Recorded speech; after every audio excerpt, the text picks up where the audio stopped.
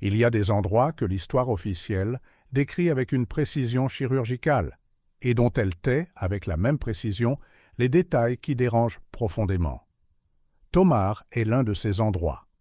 140 km au nord de Lisbonne, sur les rives du Nabão, une colline se dresse avec la tranquille assurance de quelque chose qui a survécu à tout.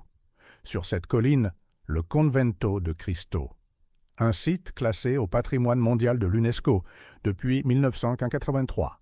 5,4 hectares de pierre, de mystère et de silence institutionnel soigneusement entretenus. 17 tours, des siècles de modifications ininterrompues depuis 1160. Les guides touristiques vous diront que c'est l'un des exemples les plus remarquables de l'architecture médiévale ibérique.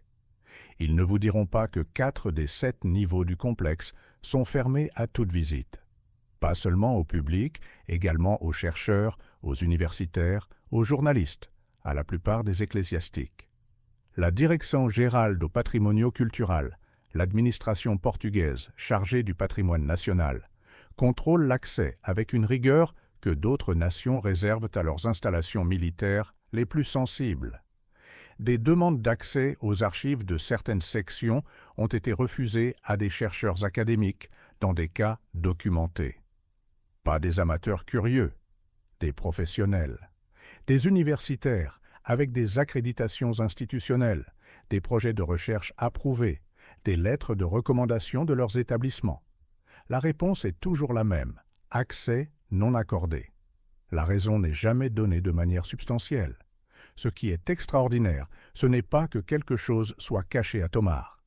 Ce qui est extraordinaire, c'est que personne dans les sphères officielles ne semble trouver cela problématique. 860 ans de présence continue sur ce site. 860 ans de pouvoir, d'argent, de connaissances et de secrets accumulés dans les murs d'une forteresse que le Portugal a toujours traité différemment des autres monuments nationaux. Pas comme un musée, pas comme un archive, comme une possession privée de l'État dont certaines pièces ne sont ouvertes à personne. Il y a une différence fondamentale entre montrer un lieu et le partager. Le Portugal montre Tomar, il ne le partage pas. Pas entièrement. Les 4 niveaux fermés représentent plus de la moitié du volume intérieur du complexe. Plus de la moitié de Tomar n'existe officiellement pas pour le monde académique. Et quand on demande pourquoi, le silence institutionnel qui répond est lui-même une forme de réponse. Promptum. Aerial view of the Convento de Cristo Fortress Complex in Tomar, Portugal, showing all 17 towers and the full 5.4 hectare site, Nabão River visible in valley below, late afternoon golden light illuminating ancient stone walls, while east wing remains in dramatic shadow. UNESCO World Heritage Site of immense historical significance. Documentary style, hyperrealistic, 8K, cinematic lighting, dramatic atmosphere, no modern elements, no text, no letters, no frame. Scene Index, Porte, texte et caisse. La visite officielle de Tomar est impeccablement organisée. Elle commence dans la cour principale, traverse la Charola, circule dans le cloître de João III et se termine avec une vue panoramique sur la ville et la vallée du Nabão. Elle dure environ 2 heures. Les guides sont compétents, enthousiastes et remarquablement précis sur tout ce qui est visible. Ils ne mentionnent jamais ce qui ne l'est pas. 3 niveaux sur 7. Voilà ce que l'on vous propose. Les autres 4 représentent plus de la moitié du volume intérieur du complexe. Des espaces que personne parmi les visiteurs ordinaires et très peu parmi les chercheurs ont jamais pénétrés. La décision de restreindre l'accès ne vient pas de la direction locale du site. Elle vient d'en haut, de la Direction générale du patrimoine culturel, qui répond directement au ministère de la Culture portugais. Une chaîne de commandement que vous ne pouvez pas court-circuiter avec un email ou même une demande académique formelle. Les chercheurs qui ont essayé décrivent un processus kafkaïen, formulaire soumis avec toutes les pièces requises, accusé de réception dûment reçue, plusieurs mois d'attente dans le silence, puis réponse négative sans justification substantielle. La raison invoquée varie selon les cas et selon l'interlocuteur. Conservation, sécurité structurelle, travaux en cours, protocoles administratifs non précisés. Aucune de ces raisons n'est entièrement fausse. Aucune n'est entièrement convaincante non plus, pour une structure qui n'a jamais cessé d'être entretenue depuis 860 ans et qui accueille des centaines de milliers de touristes chaque année dans ses 3 niveaux autorisés. Il y a quelque chose de profondément révélateur dans la façon dont une institution gère la présentation de son patrimoine, ce qu'elle choisit de montrer, ce qu'elle choisit de taire. Tomar est présenté comme un monument à la gloire de l'ordre du Temple et à la grandeur des explorations portugaises du XVe siècle. Tout ce qui confirme ce récit lumineux est mis en valeur. Ce qui ne s'insère pas dans cette narration de puissance et de gloire nationale reste dans l'ombre, derrière des portes dont seule une administration décide qui peut tenir la clé. Ce n'est pas du mystère romantique, c'est de la politique patrimoniale. Et la politique patrimoniale, à Tomar, dit clairement « Certaines choses ne vous regardent pas ». Il faut mesurer ce que signifie concrètement cette restriction dans le contexte académique contemporain. Des universités portugaises, espagnoles, britanniques et américaines ont déposé des demandes d'accès aux sections fermées du Convento de Cristo au cours des 30 dernières années.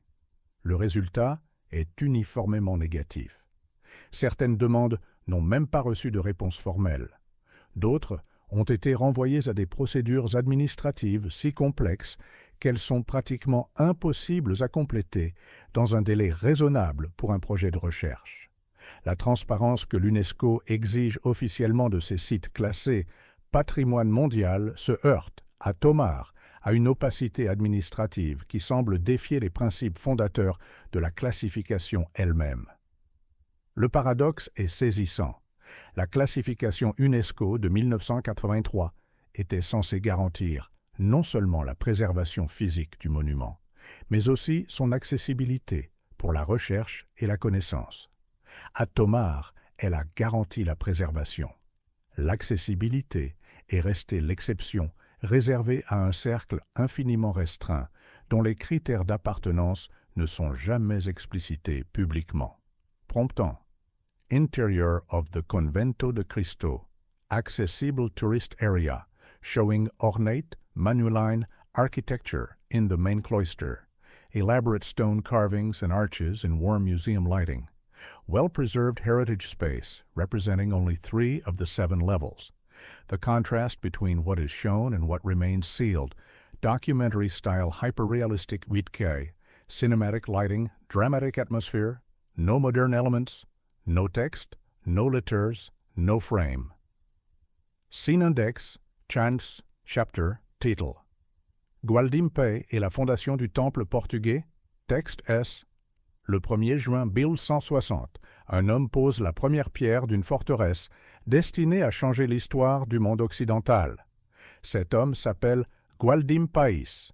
Il est né vers 1118.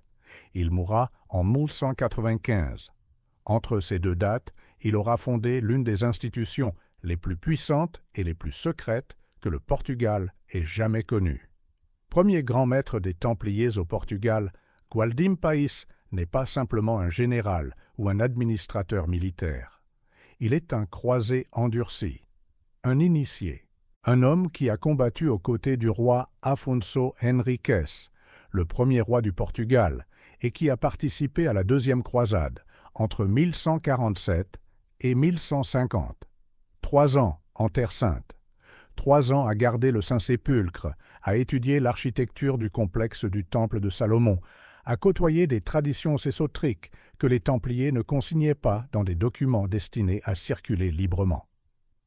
Il revient en 1150 avec quelque chose que la documentation historique ne nomme pas directement. On sait ce qu'il construit. La forteresse de Tomar est conçue pour défendre la vallée du Tage contre les incursions almohades venant du sud. C'est sa fonction déclarée, et elle la remplit parfaitement. En 1190, le château résiste au siège du calife almohade Yacoub Ier, l'une des armées les plus formidables d'Occident à cette époque. L'une des rares forteresses templières de la péninsule ibérique à n'avoir jamais été prise par des forces extérieures. Mais Gwaldim Pais ne construit pas seulement une forteresse militaire, il construit un système institutionnel. Les Templiers reçoivent du roi Afonso Henriques des concessions territoriales sans précédent. L'intégralité de la région entre Coimbra et Santarém. En 1190, ils détiennent 30% des terres du Portugal. 30% d'un royaume entier appartient à un ordre militaire religieux dont le quartier général est à Tomar. Ce n'est pas une simple dotation de reconnaissance, c'est une infrastructure de pouvoir dont Tomar est le centre nerveux. Et au centre de cette infrastructure, la Charola, l'église ronde que Gwaldim Pais construit entre 1160 et 1162, à peine 2 ans après avoir posé la première pierre du château. Sa tombe est dans cette église. Il repose à l'intérieur de la structure qu'il a créée pour y cacher, ou pour y protéger, ce qu'il avait rapporté de Jérusalem. Prompt 1. Stone effigy and tomb of Gwaldim Pais, first Grand Master of the Knights Templar, in Portugal, inside the Charola Church at Tomar. Medieval Crusader knight, carved in stone with Templar cross. Candlelight illuminating the warrior's face in eternal repose. Atmosphere of power and hidden legacy surrounding the founder's final resting place. Documentary style, hyper-realistic 8K. Cinematic lighting, dramatic atmosphere. No modern elements, no text, no letters, no frame. Scene index Chapepopohons. Texte S. Pour comprendre ce que Tomar représente, il faut comprendre qui étaient les Templiers au Portugal et en quoi ils étaient fondamentalement différents de leurs frères d'armes en France, en Angleterre ou dans les États croisés. En Europe continentale, les Templiers fonctionnaient comme une banque internationale sophistiquée, un réseau de renseignement et une force militaire d'élite. Au Portugal, ils étaient tous là, et quelque chose de plus considérable. Ils étaient les cofondateurs du royaume lui-même. Quand Afonso Henriques mène sa lutte pour l'indépendance du Portugal contre le royaume de Castille et contre les forces almohades au sud, les Templiers ne sont pas ses auxiliaires secondaires. Ils sont ses alliés stratégiques fondamentaux. L'alliance est scellée par du sang, du territoire et un accord implicite dont les implications se déploieront pendant des siècles. Les Templiers reçoivent des terres, une autonomie institutionnelle et des privilèges extraordinaires. En échange, ils défendent les frontières du jeune royaume avec une efficacité que les troupes royales seules ne pourraient pas garantir à long terme. La bataille de Tomar en 1190 illustre parfaitement cet accord. Yacoub Ier, le calife almohade, est à la tête de l'une des armées les plus redoutables d'Occident. Il a pris Lisbonne, il ravage systématiquement le Portugal. Mais quand il arrive devant Tomar, les Templiers tiennent. Le château ne tombe pas. L'armée almohade se retire après un siège prolongé. Gwaldim Pais, alors âgé de plus de 70 ans, supervise la défense depuis les remparts. Cette victoire fait des Templiers portugais une légende d'un type particulier. Ils ne sont pas simplement des gardiens de la foi chrétienne en Terre Sainte, ils sont les gardiens physiques du Portugal lui-même. Cette légitimité singulière explique ce qui se passera en 1312, quand le reste de l'ordre sera supprimé à travers l'Europe. Elle explique pourquoi le roi Denis ne peut pas simplement livrer ses Templiers à Rome. Elle explique pourquoi les archives de Tomar, les documents que Gwaldim Pais et ses successeurs ont rapportés de Terre Sainte, copiés, préservés et accumulés pendant 2 siècles de puissance institutionnelle, ne seront jamais saisis ni inventoriés par des mains extérieures à l'ordre. La nature exacte de la relation entre Afonso Henriques et les Templiers fait elle-même l'objet de débats académiques non résolus. Les chroniques royales portugaises du XIIIe siècle, rédigées sous supervision royale, décrivent une alliance entre égaux animés par la foi commune. Les documents de propriété templière de la même période racontent une autre histoire, celle d'un ordre qui négocie dur, qui exige des garanties juridiques précises et qui construit sur les terres concédées non pas de simples postes militaires, mais des infrastructures administratives complexes dotées de leur propre système de justice, de taxation et d'archivage. À Tomar, cette infrastructure administrative est physiquement présente dans la structure même du Convento de Cristo. Les niveaux que les touristes visitent étaient la façade représentative de l'ordre. Les niveaux fermés étaient, très probablement, son cœur opérationnel. Prompt 1. Medieval battle scene of the Siege of Tomar, 1190. Knights Templar in white mantles with red crosses defending massive stone castle walls against Almohad, forces below, fortress silhouetted against smoky sky, defenders hurling projectiles from battlements, the castle that never fell at its finest defensive moment. Documentary-style, hyper-realistic 8K, cinematic lighting, dramatic atmosphere, no modern element, no text, no letters, no frame. Scene, index, precinct, chapter, til. La Charola, une église ronde au secret géométrique, texte S. La Charola de Tomar n'est pas une église ordinaire, c'est une déclaration architecturale, un manifeste en pierre. Et comme tous les manifestes, elle dit publiquement une chose, et, pour ceux qui savent lire les formes bâties, dit autre chose à voix basse. Officiellement, la Charola est une rotonde templière, inspirée de l'église du Saint-Sépulcre à Jérusalem. Cette affirmation est exacte, mais elle est profondément incomplète. Les Templiers construisent des églises rondes ou polygonales dans toute leur commanderie d'Europe pour reproduire la géométrie sacrée du Saint-Sépulcre.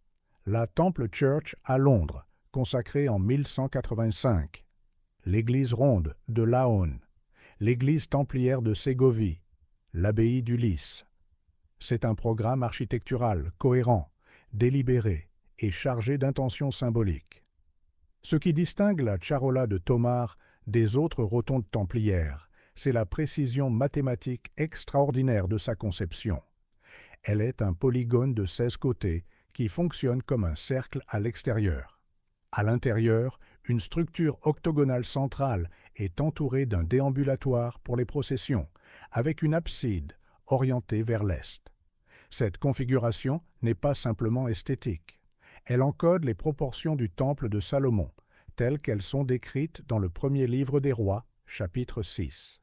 Le rapport entre le diamètre extérieur et le sanctuaire intérieur correspond aux proportions de la description biblique, avec une précision qui exclut la coïncidence fortuite. Ce n'est pas un hommage vague, c'est une intention théologique et symbolique inscrite dans la pierre avec la rigueur d'un mathématicien. L'orientation de l'axe principal est tout aussi révélatrice pour les spécialistes. Il pointe vers le lever du soleil au solstice de juin. Cela n'a rien à voir avec le calendrier liturgique chrétien standard. C'est une orientation astronomique précise qui demande une connaissance que les bâtisseurs ordinaires du XIIe siècle ne possédèrent pas systématiquement. Les Templiers la possédaient. Ils l'avaient acquise en Terre Sainte, en étudiant les constructions du mont du Temple et les traditions architecturales qui remontaient, selon leur tradition, à Salomon lui-même. La couche décorative, manuéline, ajoutée par le roi Manuel Ier entre 1495 et 1121, célèbre les voyages d'exploration de l'ordre du Christ avec ses motifs navals, ses nœuds et ses sphères armillaires. Mais sous cette couche d'apparat maritime baroque, la structure templière originale de Gualdimpais respire encore, intacte et silencieuse. Prompt on. Interior of the Charola, Templar Rotunda at Tomar, showing the 16-sided polygonal church with central octagonal altar structure, Romanesque arch of the ambulatory surrounding the inner sanctum, geometric precision of medieval sacred architecture, original Templar stonework beneath later Manueline decorative additions, shafts of morning solstice, light through narrow eastern windows, documentary style, hyper-realistic 8K, cinematic lighting, dramatic atmosphere, no modern elements, no text, no letters, no frame. Scene, index, shacks, text, China. Pour les historiens de l'architecture médiévale, la charola est un terrain de bataille intellectuelle dont les enjeux dépassent largement la querelle académique ordinaire. La question de la signification ésotérique de sa géométrie divise les académiques depuis plusieurs décennies, avec une intensité qui trahit l'importance des implications. D'un côté, des chercheurs qui soulignent que la précision mathématique de la charola ne peut pas s'expliquer par les seules considérations pratiques de construction.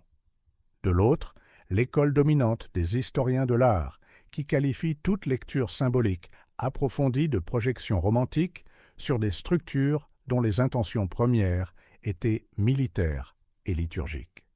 Ce débat théorique détermine ce que l'on cherche à tomar, et donc ce que l'on est autorisé à trouver. Si la charola est simplement une belle église romane inspirée du Saint-Sépulcre, alors sa géométrie est un hommage architectural, et rien de plus.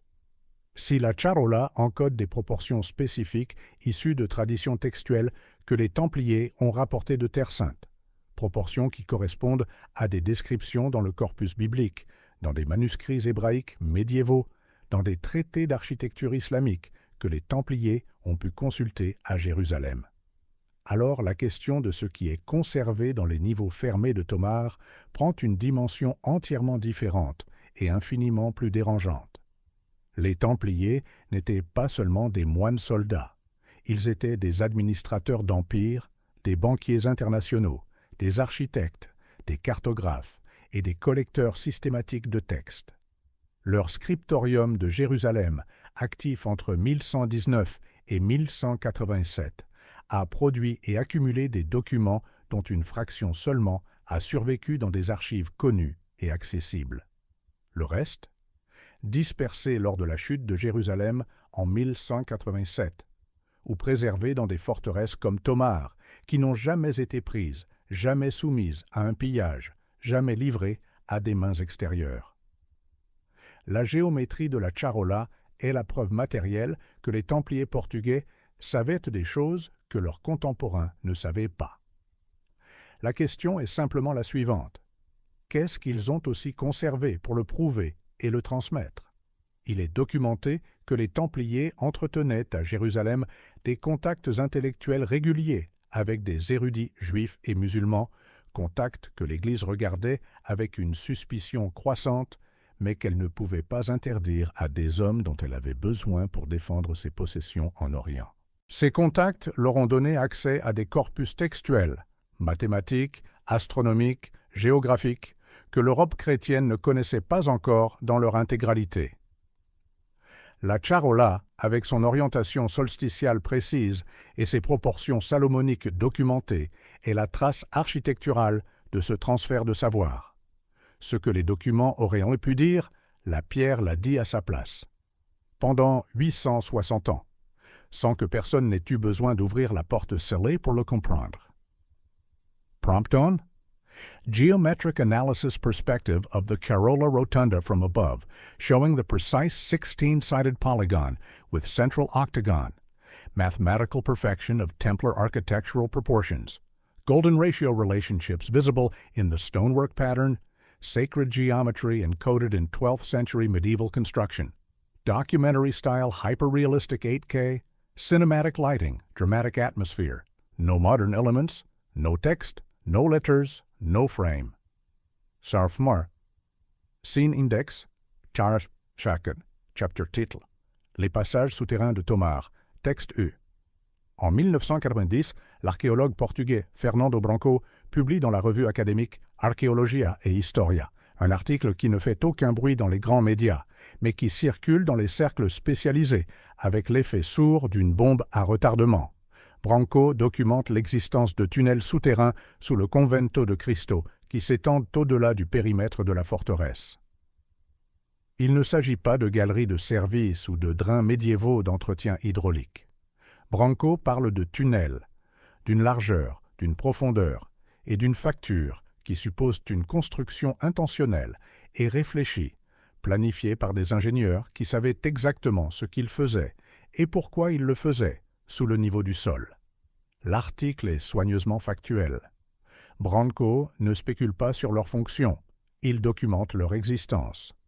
mais ce qu'il documente est suffisamment précis et troublant pour déclencher une suite institutionnelle, 5 ans plus tard, en 1995.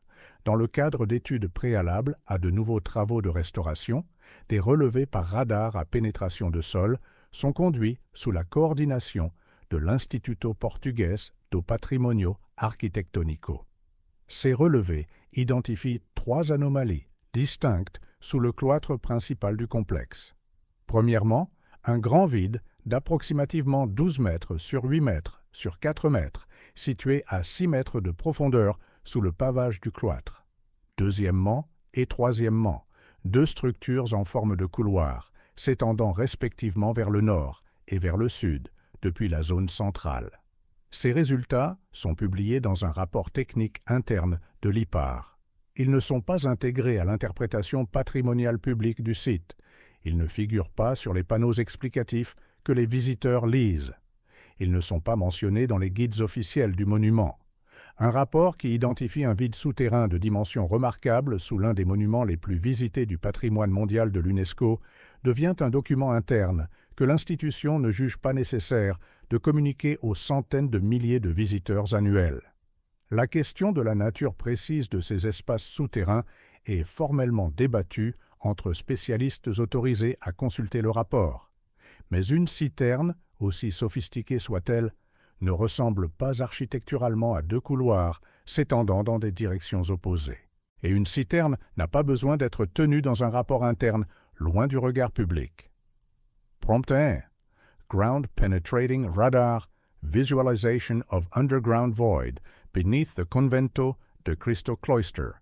Technical scan showing 3 distinct anomalies at depth 6 meters below medieval stone floor, large void 12 by 8 meters, and 2 corridor-like structures extending north and south. Scientific documentation of hidden underground spaces beneath UNESCO heritage site. Documentary-style hyperrealistic wheat cow. Cinematic lighting. Dramatic atmosphere. No modern elements. No text, no letters, no frame. Scene index. Charlestien des textes. L'histoire des passages souterrains dans l'architecture templière est une constante documentée et archéologiquement vérifiée, pas une légende romantique. À Almurol, le château templier construit par Gualdim País lui-même sur une île du Tage, à 40 km de Tomar, des structures souterraines similaires ont été identifiées par des relevés modernes. À Château Pèlerin en Israël, forteresse templière jamais prise par les forces musulmanes, comme Tomar, les fouilles du XXe siècle ont révélé un réseau de galeries souterraines d'une sophistication remarquable, encore partiellement visible. À la commanderie templière de Laon, en France, des tunnels débouchant à l'extérieur de l'enceinte ont été documentés et cartographiés dès le XIXe siècle. Le pattern est cohérent à travers l'espace et le temps. Les Templiers construisent en surface et en profondeur, simultanément. Ce qu'ils conservent en profondeur n'est pas visible depuis la surface. C'est précisément le principe architectural et institutionnel.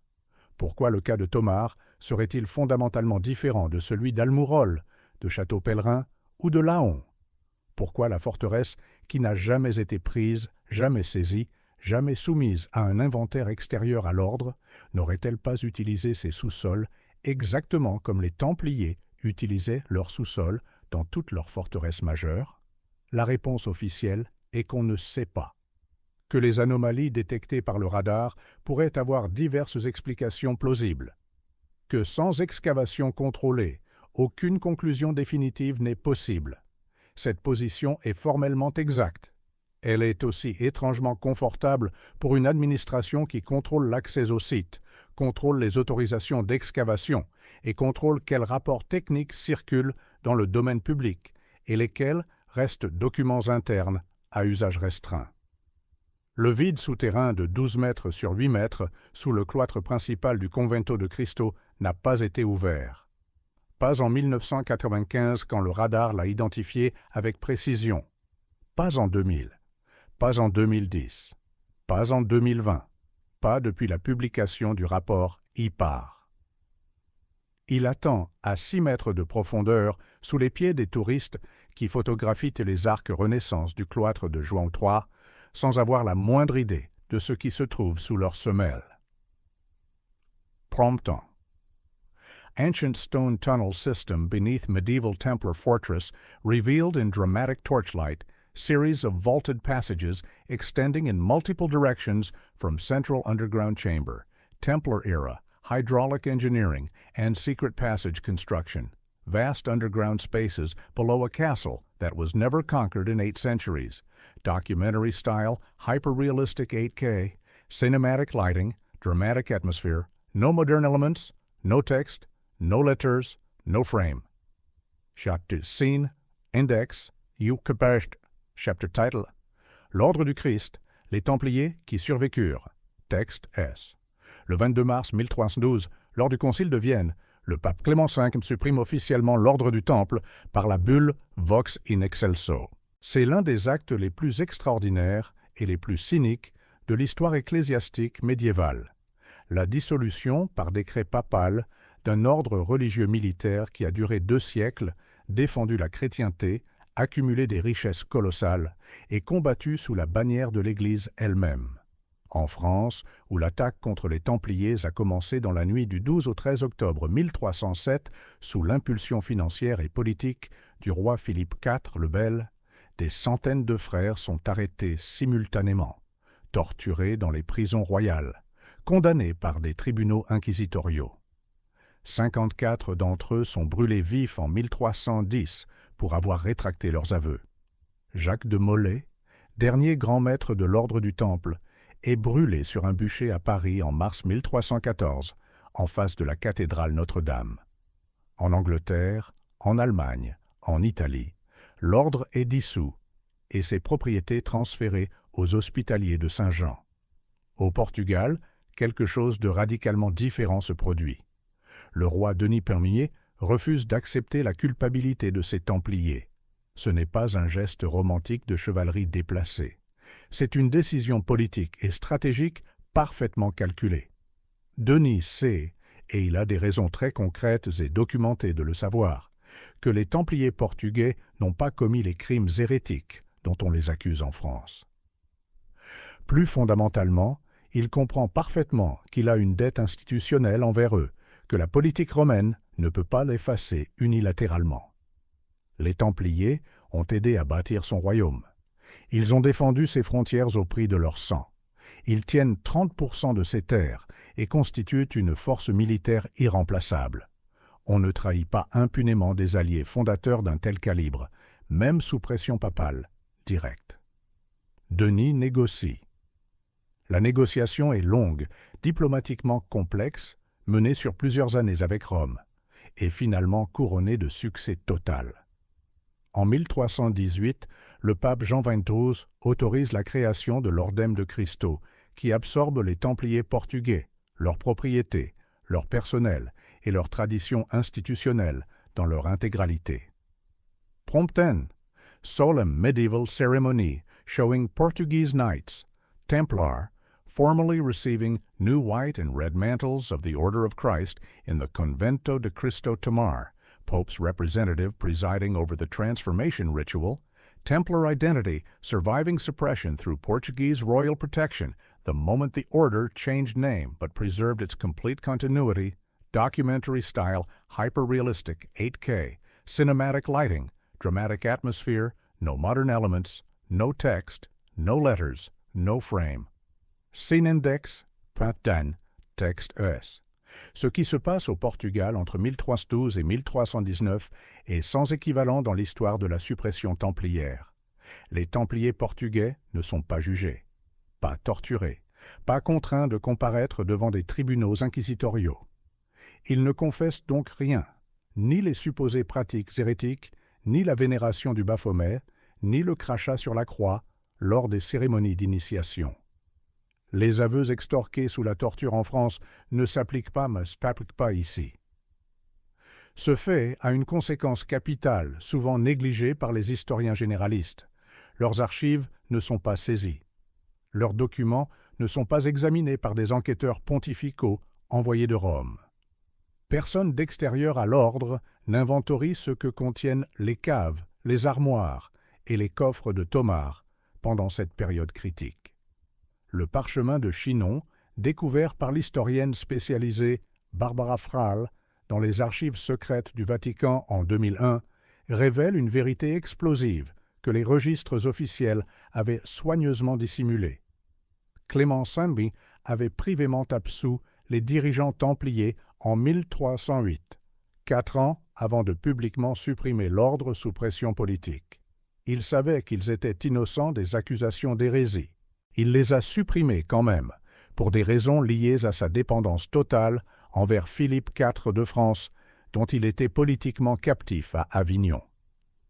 Denis Ier de Portugal savait apparemment la même chose, ou du moins en avait une intuition suffisamment ferme pour justifier son refus de participer à la persécution. La bulle papale Ad ea exquibus de 1319 formalise le transfert à l'ordre du Christ. Toutes les anciennes propriétés templières passent au nouvel ordre, incluant explicitement tous les livres, documents et archives détenus dans ces propriétés. Pas aux hospitaliers, pas à la couronne portugaise, à l'ordre du Christ, composé des anciens templiers, qui siège à Tomar. Ce qui a survécu à la suppression de 1312 n'a pas survécu par accident ou par chance. Il a survécu parce que quelqu'un avait le pouvoir, la volonté et l'intelligence de le préserver intégralement.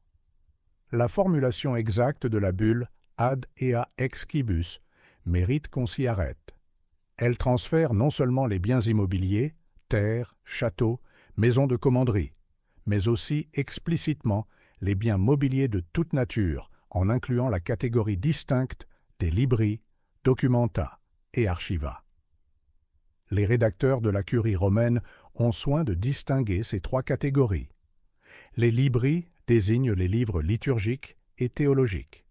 Les documenta désignent les actes juridiques, contrats, donations, bulles antérieures. Les archiva désignent les archives de fonctionnement interne, correspondances, rapports, registres opérationnels. Ces 3 catégories ensemble constituent la mémoire institutionnelle complète de l'ordre au Portugal. Elles passent à l'ordre du Christ. Elles arrivent à Tomar. Elles ne sont jamais inventoriées par une autorité extérieure. Certains de ces documents ont probablement été détruits au fil des siècles par le temps, l'humidité, les réorganisations successives. Certains ont probablement été consultés et répertoriés dans des inventaires internes successifs. Et certains, combien exactement, personne ne le sait, pourraient encore reposer dans la section nord-est du sous-niveau fermé, derrière la porte que les ouvriers de 1955 ont vue et que personne n'a ouverte depuis. Promptum. Vatican Secret. Archives atmospheric scene showing the Chinon parchment document from 1308. Fragile medieval vellum with papal seals and Latin text, secret absolution of Templar leaders discovered by historian Barbara Fraley in 2001. Document revealing that Clement V privately absolved the Templars before publicly suppressing them. Documentary style, hyperrealistic 8K, cinematic lighting, dramatic atmosphere, no modern elements, no text, no letters, no frame. Scene Index. Ellen, chapter title. Henri le Navigateur et les caravelles templières. Texte Ors. Henri le Navigateur n'est pas un navigateur. C'est un fait que les manuels scolaires du monde entier omettent systématiquement parce qu'ils compliquent le récit héroïque qu'ils veulent transmettre. Henri de Portugal, duc de Viseu, 3e fils du roi Juan Ier, n'a pratiquement jamais pris la mer de façon significative. Sa grandeur n'est pas dans les voyages qu'il a personnellement effectués. C'est dans les voyages qu'il a rendus possibles, en mobilisant des ressources financières, humaines et intellectuelles que très peu d'hommes en Europe auraient pu réunir avec la même efficacité. Henri devient grand maître de l'ordre du Christ en 1420. Il le reste jusqu'à sa mort en 1460. Pendant 40 ans, Il dirige l'organisation qui a hérité de la totalité des biens, des connaissances et du réseau institutionnel des Templiers portugais. Et pendant ces 40 ans, il finance systématiquement et méthodiquement l'exploration de l'Atlantique. Ce n'est pas une coïncidence chronologique entre son accession au grand maître et le début des grandes explorations. C'est un programme délibéré et cohérent. L'école de navigation de Lagos, parfois appelée l'école de Sagres, bien que sa localisation précise reste débattue parmi les historiens, est financée directement par l'Ordre du Christ. Les cartographes, les pilotes expérimentés, les constructeurs de navires, les astronomes qui y travaillent sont sous la protection financière et institutionnelle directe d'Henri. Les caravelles qui quittent les ports portugais portent sur leurs grandes voiles la Cruz de Cristo, la croix rouge et blanche de l'Ordre du Christ, successeur canonique et juridique direct de la croix templière. Barthélemy Diaz double le cap de Bonne-Espérance en 1488 sous cette croix héritée des Templiers. Vasco de Gama atteint Calicut en Inde en 1498 sous cette croix. Pedro Alvarez Cabral atteint le Brésil en 1500 sous cette même croix rouge. La croix des Templiers traverse les océans inconnus. Elle plante le drapeau de l'ordre sur 4 continents en l'espace d'une seule génération d'explorateurs. Nulle part dans cette succession de découvertes extraordinaires au sens littéral, une vitesse et une précision de navigation sans précédent dans l'histoire humaine. Nulle part on ne demande sérieusement d'où vient la connaissance géographique et nautique que ces navigateurs manifestent avec une confiance remarquable. Prompton. Portrait of Henry, the Navigator, as Grand Master of the Order of Christ, stern medieval nobleman in ceremonial robes with Order of Christ cross insignia, Templar cross heritage visible in the order's heraldry, behind him through arched window, Portuguese caravels departing with cross-emblazoned sails toward the Atlantic horizon, documentary-style hyper-realistic 8K, cinematic lighting, dramatic atmosphere, no modern elements, no text, no letters, no frame. Scene index, 12, textus. L'historienne Ellen Nicholson, de l'Université de Cardiff, spécialiste internationalement reconnue des ordres militaires médiévaux, documente dans ses travaux de 2001 sur les Templiers une tradition persistante et troublante. La connaissance cartographique templière, accumulée pendant 2 siècles d'opérations continues du Baltique à la Terre Sainte en passant par l'Atlantique Nord, était incluse parmi les livres, documents et archives que la bulle papale de 1319 transférait explicitement à l'Ordre du Christ. Cette tradition ne peut pas être confirmée à partir des documents portugais survivants accessibles aux chercheurs, mais elle ne peut pas non plus être réfutée, précisément parce que les documents survivants ne forment pas un corpus complet et consultable. Les inventaires des archives de Tomar conservés dans les fonds publics sont lacunaires de façon systématique.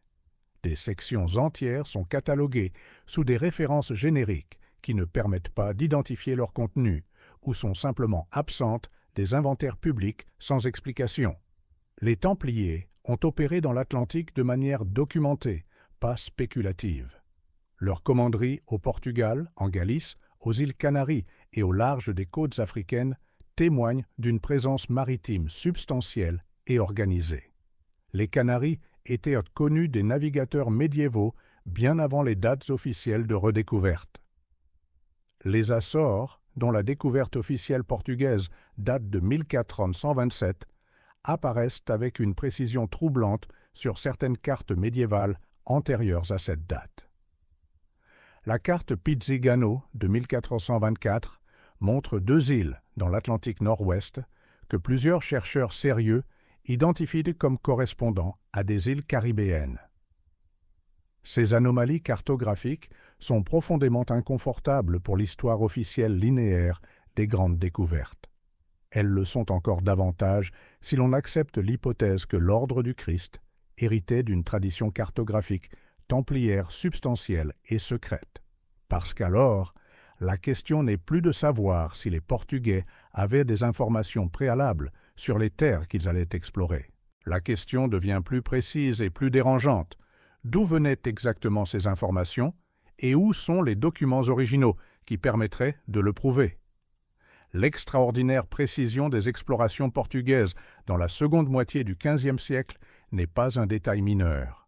En l'espace de moins de 50 ans, des navigateurs opérant depuis un pays de moins d'1 million d'habitants cartographient l'intégralité des côtes africaines, atteignent l'Inde par voie maritime, découvrent le Brésil et établissent des routes commerciales intercontinentales d'une régularité remarquable. La vitesse de cette expansion n'a pas d'équivalent dans l'histoire de la navigation humaine. Elle suppose soit un génie collectif spontané d'une intensité sans précédent, soit une infrastructure préexistante de connaissances géographiques que les navigateurs exploitent et complètent plutôt qu'ils ne créent de toutes pièces. L'Ordre du Christ, assis sur les archives de Tomar, constituait exactement ce type d'infrastructure. Ce que ces archives contenaient exactement reste la question à laquelle aucune réponse officielle n'a jamais été donnée. Prompt in Medieval Portuguese cartographers and navigators studying maps and maritime charts at the School of Navigation in Lagos, Portugal. Candlelight illuminating ancient parchment maps showing Atlantic routes and unknown coastlines. Scholars of the Order of Christ working with cartographic knowledge of Templar maritime tradition. The intellectual infrastructure behind the Age of Discovery. Documentary-style hyper-realistic 8K. Cinematic lighting. Dramatic atmosphere, no modern elements, no text, no letters, no frame. Scène index, 13, chapter, titre, La chambre scellée, ce que les ouvriers ont vu, texte S, l'été 1955. Les premières équipes de restauration mandatées dans le cadre du programme UNESCO arrivent au Convento de Cristo. Le programme est ambitieux dans sa portée. 20 ans de travaux systématiques pour consolider, documenter et préserver l'un des monuments médiévaux les plus complexes et les plus précieux d'Europe. Les ouvriers commencent logiquement par les zones les plus fragiles et les plus urgentes. Les niveaux inférieurs où des infiltrations d'eau chroniques et des problèmes structurels documentés nécessitent une intervention immédiate et soutenue. C'est dans ce contexte, travaux de routine, rien d'extraordinaire prévu dans les plans de restauration, qu'une équipe travaillant dans la section nord-est du sous-niveau le plus bas accessible rencontre quelque chose qui ne figure sur aucun plan préparatoire. Une porte en pierre, scellée. Pas simplement fermée à clé ou condamnée par des planches provisoires. Scellée, comblée avec de la maçonnerie du XVIe siècle, comme si quelqu'un au temps du roi Manuel Ier avait pris la décision délibérée et définitive de murer ce passage pour l'éternité. L'historien local Antonio Borges Coelho, dont les travaux sur le Portugal médiéval et les ordres militaires font autorité dans la recherche portugaise, collecte ces témoignages directs dans son ouvrage Portugal na España arabe, publié en 1981. Ces comptes rendus concordants de plusieurs ouvriers sont ensuite référencés dans le relevé architectural officiel Convento de Cristo, analyse structurale, publié par l'IPAR en 1998. La convergence documentaire de ces deux sources distinctes, un historien local de terrain et un rapport technique officiel de l'administration du patrimoine, donne au témoignage une crédibilité qui dépasse le simple récit oral. Ce que les ouvriers voient en 1955, ils le rapportent à leur chef de chantier. Le chef de chantier transmet l'information à ses supérieurs hiérarchiques. La décision qui suit ne vient pas des archéologues présents sur le site. Elle ne vient pas des équipes UNESCO, mandatées pour documenter exhaustivement le monument. Elle vient de la Direction générale des bâtiments nationaux du Portugal, niveau administratif supérieur à celui des équipes de terrain. L'ordre est simple, direct et sans appel. Continuez le travail ailleurs. La porte reste scellée. Personne n'explique pourquoi à quiconque sur le chantier. Aucune déclaration officielle n'est jamais publiée sur cette décision administrative.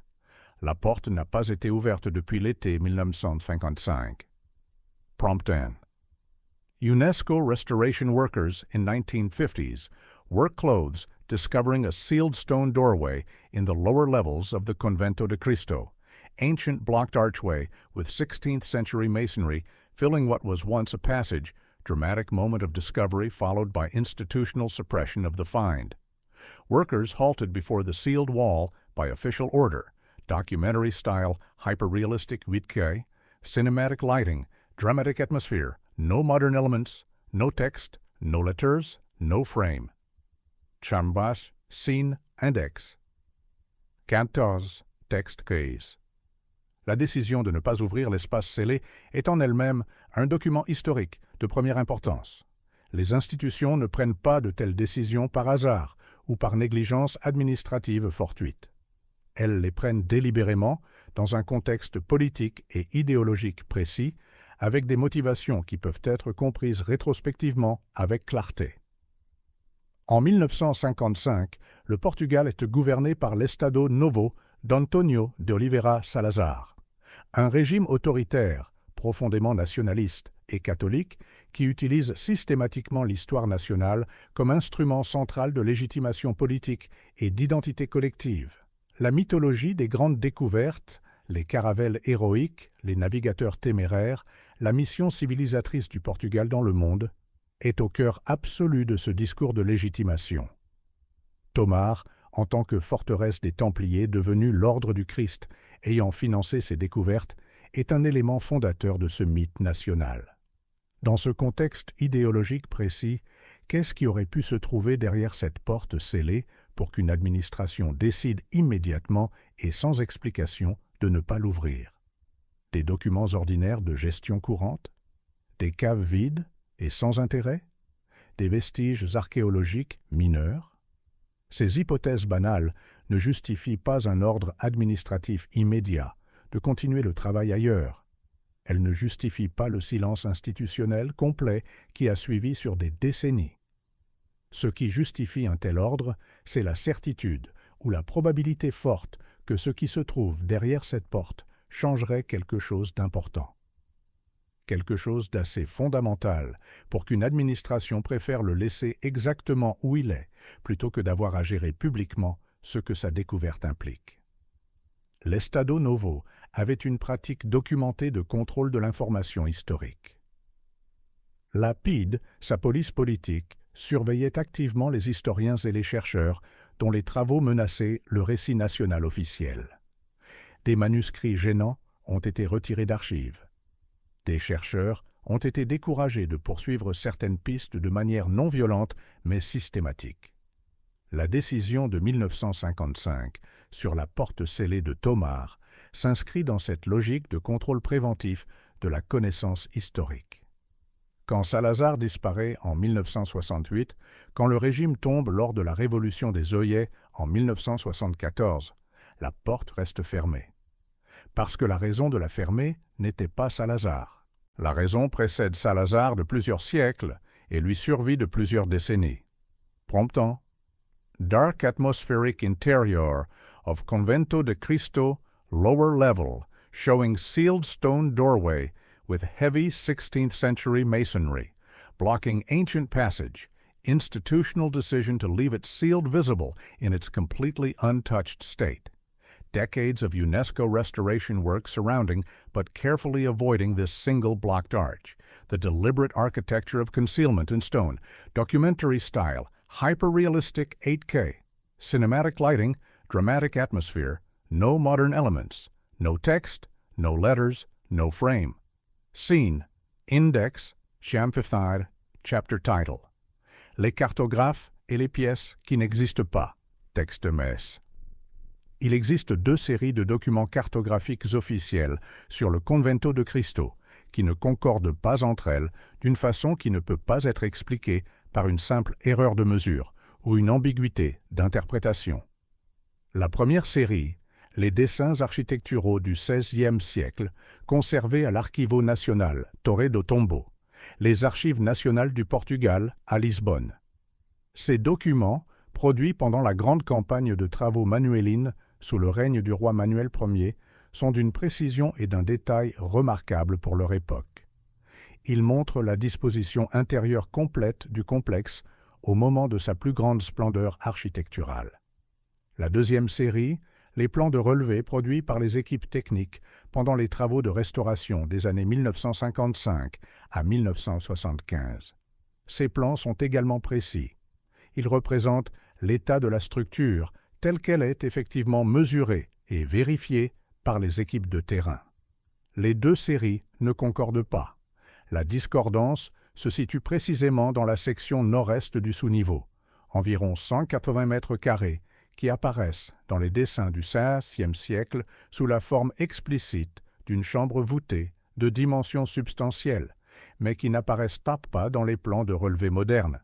Ce n'est pas une question d'interprétation stylistique ou d'ambiguïté architecturale entre documents de périodes différentes.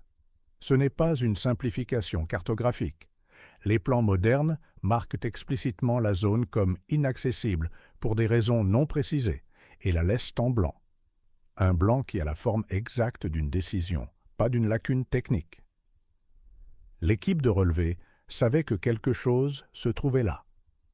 Ils n'ont pas pu, ou n'ont pas voulu, ou n'ont pas été autorisés à y accéder pour le documenter. Ce blanc sur les plans officiels du XXe siècle correspond géographiquement à l'espace que les ouvriers de 1955 avaient identifié comme une zone scellée par de la maçonnerie du XVIe siècle. La cohérence entre la découverte des ouvriers, les anomalies du radar de 1995, les dessins du XVIe siècle et le blanc des relevés modernes est troublante. Ce n'est pas 4 anecdotes séparées à évaluer individuellement. C'est 4 lignes de preuves convergentes qui pointent vers le même endroit précis.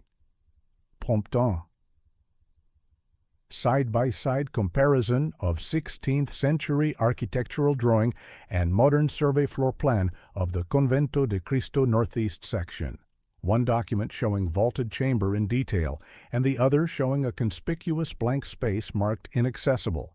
Documentary evidence of cartographic discrepancy covering 180 square meters of heritage space. The architecture of deliberate institutional amnesia. Documentary style, hyperrealistic 8K.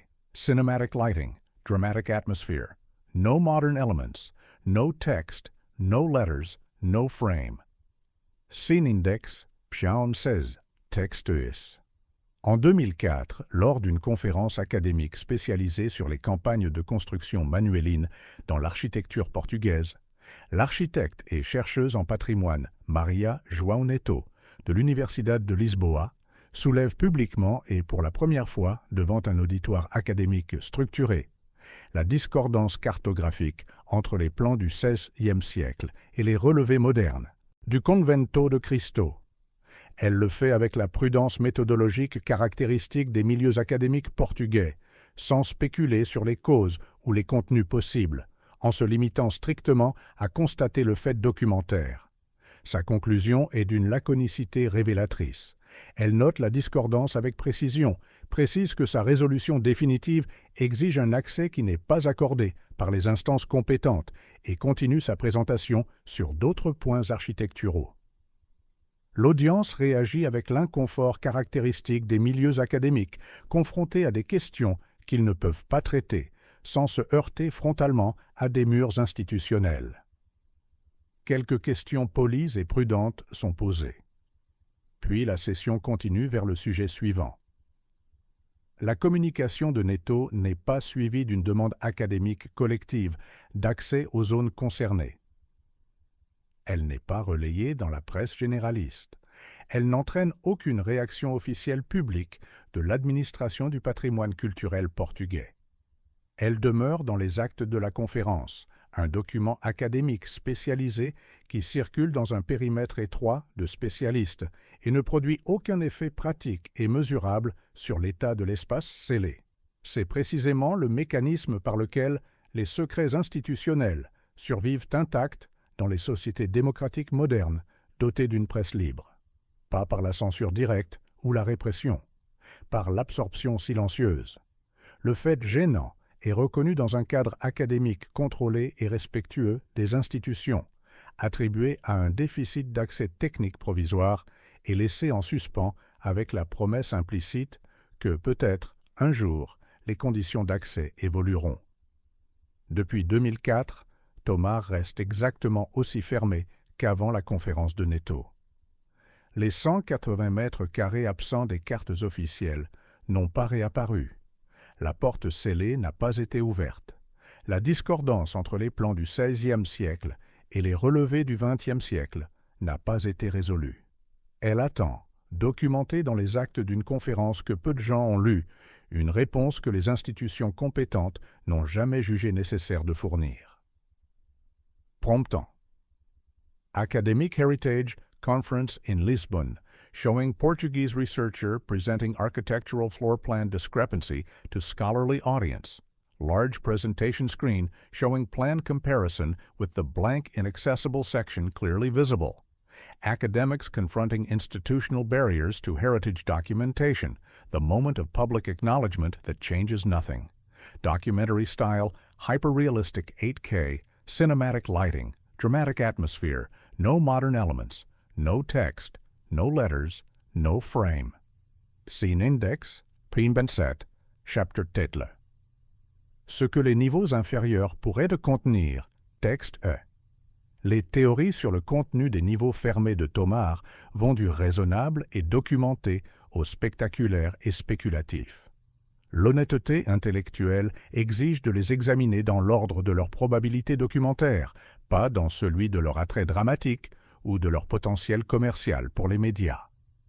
La théorie la plus documentée est aussi la plus politiquement délicate pour l'identité nationale portugaise.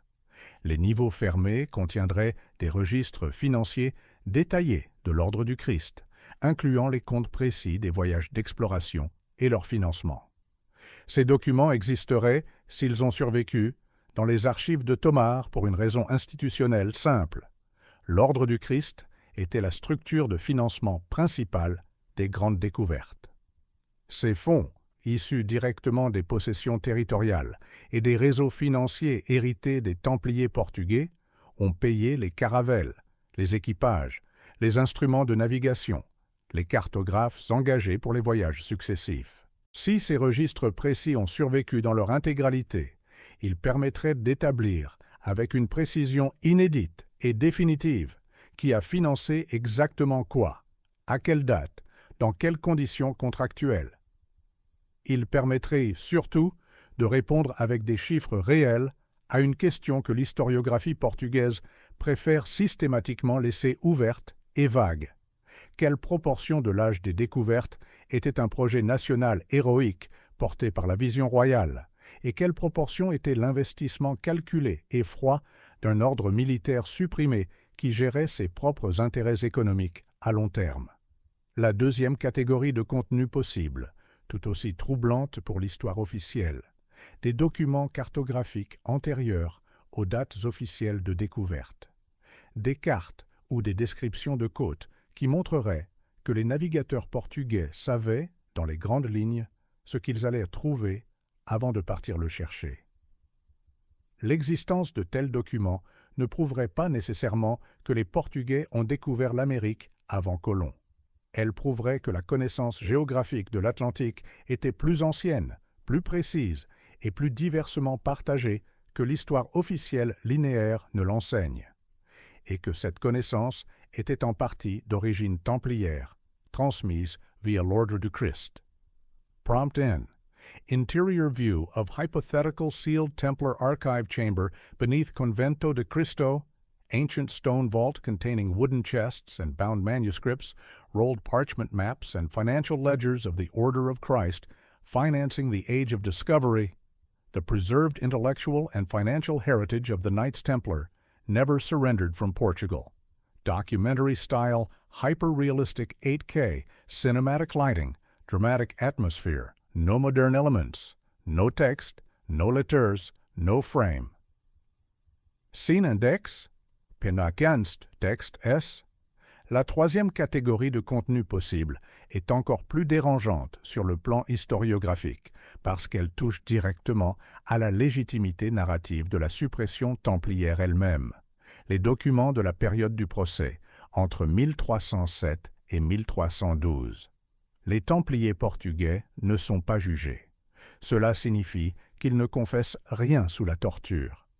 Cela signifie aussi qu'ils n'ont pas à détruire de documents potentiellement compromettants, contrairement à leurs frères en France, qui brûlent, dans les jours précédant les arrestations du 13 octobre 1307, tout ce qui peut être brûlé et qui risquerait d'alimenter les accusations. Les Templiers portugais peuvent, eux, simplement mettre à l'abri ce qui doit être mis à l'abri. Quoi exactement? Des documents sur la pratique interne de l'ordre, qui ne correspondent pas exactement à l'image que l'ordre présentait publiquement à la hiérarchie ecclésiastique.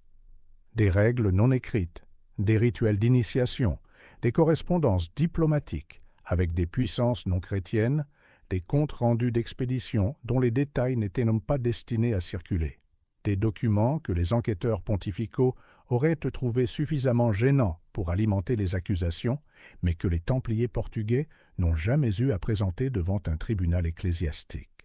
Ces documents existent-ils encore dans les niveaux scellés de Tomar? C'est impossible à affirmer avec certitude. Mais c'est également impossible à nier formellement, précisément parce que personne de l'extérieur n'a pu vérifier leur présence ou leur absence dans les zones fermées. La quatrième catégorie, la plus spéculative mais ancrée dans des inventaires historiques partiellement vérifiables, concerne les reliques et objets rapportés de Terre Sainte par Gualdim País et ses successeurs immédiats. L'inventaire templier de leurs propriétés à Jérusalem, dressé entre les années 1120 et 1187, mentionne des matériaux substantiels issus des excavations conduites sous le mont du Temple. Les Templiers y ont creusé pendant des décennies sous l'emplacement exact de l'ancien temple de Salomon.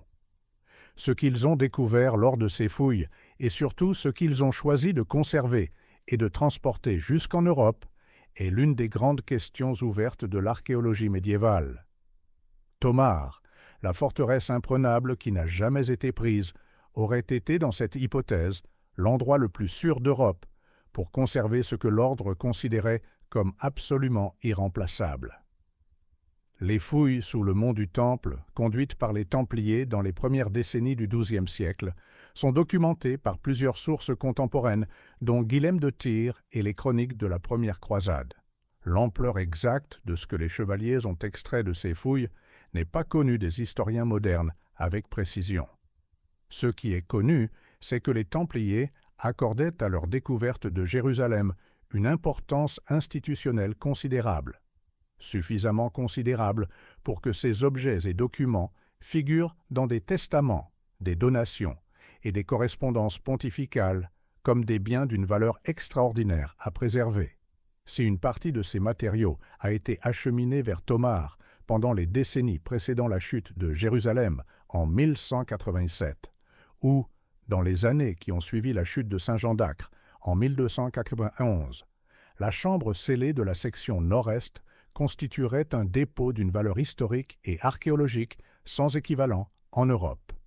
Promptant, Anciens Templars, documents and relics brought from the Holy Land, parchment scrolls and medieval manuscripts in Latin and Hebrew, besides small carved stone objects, items from the Temple Mount excavations wrapped in ancient cloth inside carved stone niches. The accumulated knowledge of 2 centuries of Templar presence in Jerusalem preserved under Portuguese protection, documentary style, hyper-realistic 8K, cinematic lighting, dramatic atmosphere, no modern elements, no text, no letters, no frame. Sin index. Na 19, chapitre title. La question finale. Qu'est-ce qu'on nous cache encore? Texte E. Tomar n'est pas Stonehenge. Ce n'est pas un mystère préhistorique sans auteur ni intention documentée, que l'on peut commodément attribuer à des civilisations inconnues ou à des processus naturels mal compris. C'est un lieu construit par des hommes identifiés, pour des raisons précisément identifiées, à des dates consignées dans des archives. C'est un lieu administré par des institutions réelles, qui ont des noms, des adresses, des organigrammes et des responsables nommément identifiables. La Direction Geral do Patrimônio Cultural du Portugal a un directeur général. Elle dispose d'un budget public. Elle reçoit des demandes d'accès académiques et les refuse. Elle produit des décisions administratives sur l'accessibilité de chaque section du monument. Ce n'est pas l'obscurité impénétrable du passé médiéval qui préserve les secrets de Tomar. C'est la clarté froide et méthodique du présent administratif. Des décisions contemporaines prises par des fonctionnaires contemporains dans le cadre d'une administration publique contemporaine d'un pays membre de l'Union européenne maintiennent fermés 4 des 7 niveaux d'un site classé au patrimoine mondial de l'UNESCO. La question de savoir pourquoi précisément ces niveaux restent inaccessibles ne reçoit pas de réponse publique substantielle. Les raisons invoquées au cas par cas, conservation des matériaux, question de sécurité structurelle, complexité administrative des procédures d'autorisation, ne résistent pas à une comparaison sérieuse avec la gestion d'autres sites UNESCO de complexité et d'ancienneté comparables dans d'autres pays européens. D'autres monuments médiévaux d'une fragilité structurelle similaire, voire supérieure, sont accessibles à la recherche académique avec des autorisations appropriées et des protocoles de conservation rigoureux. Tomar constitue une exception remarquable. Une exception que personne dans l'administration culturelle portugaise ne prend jamais la peine d'expliquer publiquement et en détail. Les académiques qui ont posé la question dans des forums publics, comme Neto en 2004, n'ont reçu aucune réponse institutionnelle formelle. Les journalistes qui ont tenté d'obtenir des informations précises sur les procédures d'accès aux sections fermées se heurtent à des communications officielles réduites au minimum indispensable. Les demandes d'accès aux rapports techniques internes, comme le rapport IPAR de 1995 sur les anomalies souterraines détectées par radar, sont traitées avec une discrétion institutionnelle disproportionnée par rapport à leur nature supposément technique et banale. Il faut aussi mesurer ce que signifie concrètement cette fermeture dans un contexte international. Depuis la fin du XXe siècle, le standard international en matière de gestion du patrimoine mondial exige une transparence croissante dans les décisions d'accès.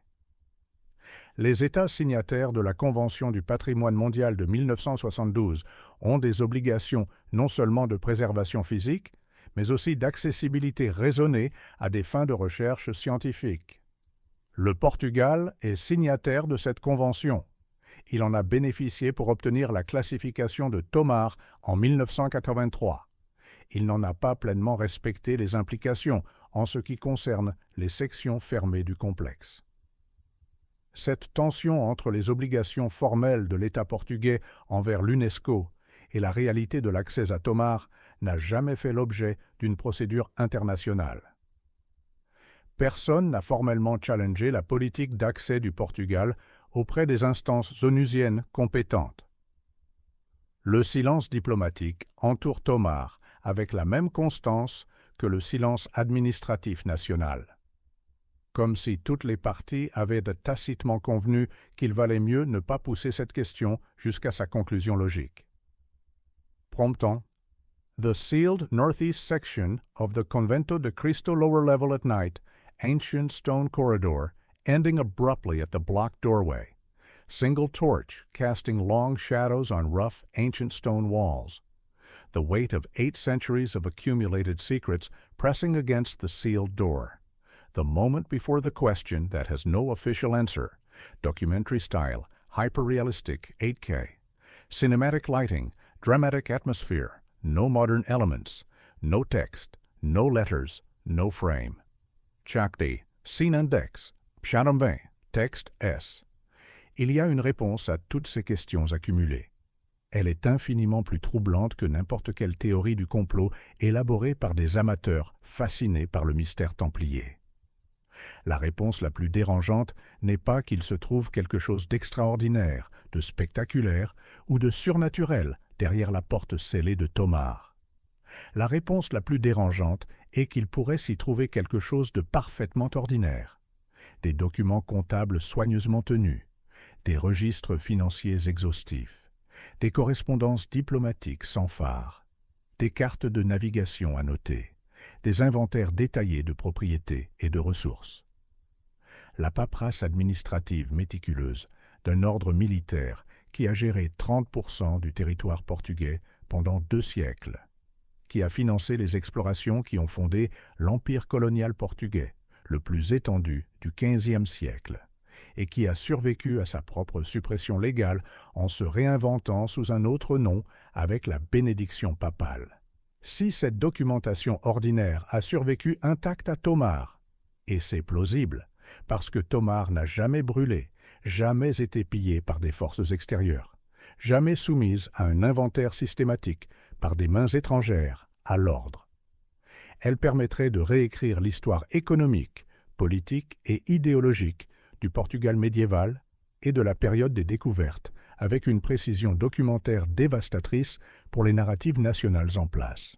Elle permettrait d'établir avec précision que l'âge des découvertes, cette épopée héroïque et providentialiste qui fonde l'identité nationale portugaise depuis 5 siècles et que Salazar a exploité jusqu'à l'obsession, était en réalité la stratégie d'investissement calculée d'un ordre militaire semi-clandestin à la recherche de nouvelles sources de revenus et de nouvelles sphères d'influence après la perte définitive de la Terre Sainte en 1291. Elle permettrait de démontrer que la grandeur nationale était, dans ses mécanismes financiers réels, un plan d'affaires institutionnel. Et les nations, même démocratiques, même théoriquement transparentes, même formellement engagées dans la libre circulation du savoir, n'ouvrent pas facilement, ni spontanément, les archives qui ont le pouvoir de remplacer leur mythe fondateur par des bilans comptables. C'est pour cela que Tomar reste fermé. Pas parce que ses secrets sont extraordinaires au sens romantique du terme, parce que ces secrets pourraient être précisément assez ordinaires pour être vérifiables, assez précis pour être irréfutables et assez fondamentaux pour être inconfortables, d'une façon que le mystère spectaculaire ne serait jamais. Derrière la porte scellée de la section nord-est, dans les niveaux auxquels aucun chercheur indépendant n'a accès, se trouvent peut-être les documents qui prouveraient que l'histoire que le Portugal raconte sur lui-même depuis 500 ans est vraie. Juste pas de la façon héroïque et providentielle dont elle est officiellement racontée. Que nous cache-t-on d'autre? Et si la réponse se trouvait depuis toujours derrière une porte que personne n'a eu le courage d'ouvrir? Promptant. Final wide shot of the convento de Cristo Tomar at night under a vast starfield, the massive fortress silhouette rising from its hill with the upper sealed levels in complete darkness, contrasting with faint light from the 3 accessible lower levels.